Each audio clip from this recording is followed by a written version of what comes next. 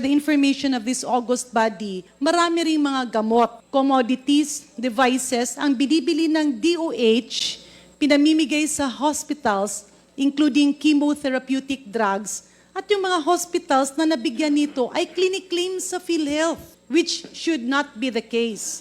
So that committee actually aligned things. Ang binibili ng DOH, hindi dapat nire-refund ng PhilHealth. Ang packages ng PhilHealth ay hindi nagdodoble sa packages ng DOH. How sure are we na yung binibili ng DOH na pinamimigay sa hospitals at pinapa-reimburse naman doon sa PhilHealth ay hindi ulit mangyari? We were able to trace that, Mr. Chair, specifically on chemotherapeutic drugs, on some antibiotics, and even on supplies being used for dialysis treatments. Hello mga Kapinas TV! Biruin mo, ibinigay ng DOH sa mga hospital ng libre, sinisingil pala nila sa PhilHealth. Grabing pandaraya iyan. Mabuti sana kung ibinawas sa babayarin ng mga pasyente. Dahil pala sa hindi nag-uusap na maigi ang PhilHealth at DOH. Sana matigil ito dahil malaking anomalya ito at kawalan ng maliliit na tao. Let us bring back the joint committee between DOH and PhilHealth, not only to address the case rates, but to also avoid duplication. Na yung pinamimili ng PhilHealth at ng iba pang ahensya ng gobyerno on health-related medicines, vaccines, and devices will not be charged to PhilHealth. Kasi uulitin natin, bilyones na test kits na inutang at ngayon binabayaran ng sambayan ng Pilipino na binibili through PSDBM ay pinamigay sa private and government hospitals. Ang tanong, ni-reimburse ba ito sa PhilHealth? Yes. Bakit babayaran ng PhilHealth yung mga bagay na bilhin ng gobyerno, na binili ng DOH? In relation to the question of Congressman Suwan, so may we ask now, kasi yung question niya kanina is on the case rates and there was a long answer from ASEC Domingo citing praising the good secretary. But the question has not been answered. Has the committee dealing with this, the one that was created before, aligning DOH and PhilHealth, has it been revived or not yet? When do you intend to revive it? Para masagot yung tanong ni Congressman Suwan. Yes, ASEC Domingo, you're recognized. Thank you, Mr. Chair. I am sorry, Honorable Green, Honorable Chair, that was before I came into the department. I'm not aware of the specific coordination committee. To my knowledge, current operations, the Benefits Committee is the one that coordinates PhilHealth and the DOH, Mr. Chair. Honorable Green. And who in DOH, Mr. Chair, who is the representative of DOH, Mr. Chair, in this case? It is the Secretary himself who has been sitting since July or August, Mr. Chair. With that, Mr. Chair, again, in relation to the question of Congressman Suwan, let me just, for the enlightenment of the Honorable Committee, the purpose why a committee was created, represented by a USEC, is that we know how busy the Secretary is. That time it was represented by USEC Lilibeth David, who also heads policy in the department, who has been a long career officer of the department, and who also is very much aware of the stakeholders, hospitals, patients, and specialists. Yung committee po na yun, ang tumutok na i-review isa-isa yung case rates. Yan din ang tumutok ng no duplication. ASEC, I think the situation is getting untenable. Hospitals are struggling to keep their doors open and healthcare workers are unpaid. And some patients are even being turned away. So how has the DOH stepped up to help these hospitals and even these patients? What measures have you taken in order to address this situation? ASEC Domingo, you're recognized. Thank you, Mr. Chair and Honorable Suan. In the health financing of our healthcare, sa pagbayad po ng singil ng mga ospital sa pasyente, ayon po sa ating datos, simula 2014 hanggang 2023, ang pinanggagalingan ng bayad ay ang mga sumusunod. Yung out-of-pocket, meaning yung ating sariling kabayaran, yung national government, which is the DOH, ang PhilHealth po, ang National Health Insurance Agency, ang local government, tapos ang mga health maintenance organizations or private healthcare institutions. Sa pinakahuling datos na available, 2023, ang binabayaran po ng ating mga kababayan ay sa bawat 100 piso, 44 pesos. Ang binabayaran po ng Department of Health ay 23 pesos sa bawat 100 or 23%. Ang binabayaran po ng PhilHealth ay 10 pesos, 10%. Ang binabayaran ng mga local governments ay 9 pesos. At ang binabayaran po ng mga HMOs ay 13 pesos. Para masagot po ang katanungan ng ating butihing Congressman na Suan, yung tulong po ng DOH ay nasa mga sumusunod. Una po yung tinatawag na quantified free service. Madali pong makuha ang no balance billing sa DOH kasi pag sinabi po ng ospital, lalo na po sa mga ward nito na hindi nasisingilin yung pasyente, nakakarga po yun sa budget ng ospital. Ang binibigay po ng Kongreso, salamat po sa Kongreso, yung ating GEA for the hospitals. Kung kulang naman po yun, pwede namin siyang punan ng ating tinatawag ngayon na medical assistance for indigent and financially incapacitated patients. At meron rin pong tulong kung yari pag sa mga local government hospitals, yung kanila po namang mga local government budgets. Depende ho sa local government. Pag mataas po yung antas ng syudad or munisipyo, nakakayanan po nilang punan yung bill. Tapos sa ating pong mga may kaya, yung mga middle class pataas na nakakabili ng HMO, yun po yung tinasabing 13 pesos out of 100. So matotal, Mr. Chair, Congressman, ang tulong po ng DOH ay dun sa aming budget na galing rin po sa Kongreso, ang GAA line item, ang MAIFIP na galing rin po sa Kongreso. Tapos syempre, meron rin po naman tayong kinukuha sa PhilHealth. Yun nga lang sa ngayon, yung performance kailangan pataasin kasi yung pinakahuling datos, 10% lamang po. Tapos merong yung revolving capital, if I may use the term loosely. So kaya nilang maghanap ng financing and they do charge a lot of out-of-pocket, kaya nagfo-float sila. Pero kung yari, What do you mean by out of pocket and then nagfo-float?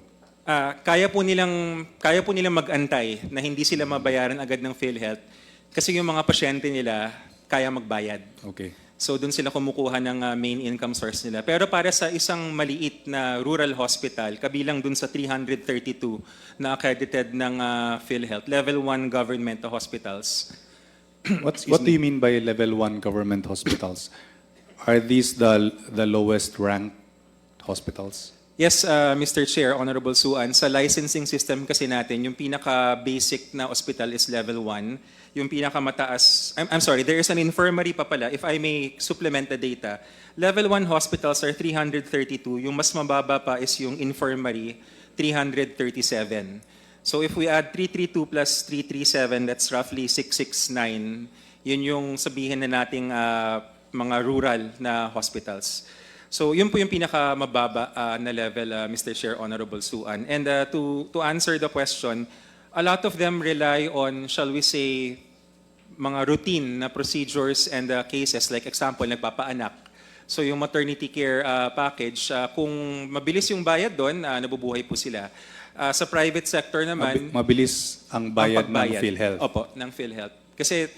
Kasi po, because of the nature of their patients, na karamihan ay nagre-rely talaga sa PhilHealth, hindi kaya magbayad ng out-of-pocket eh. So talagang kung anong sabihin ng PhilHealth na case rate, yun na lang yung aasahan nila.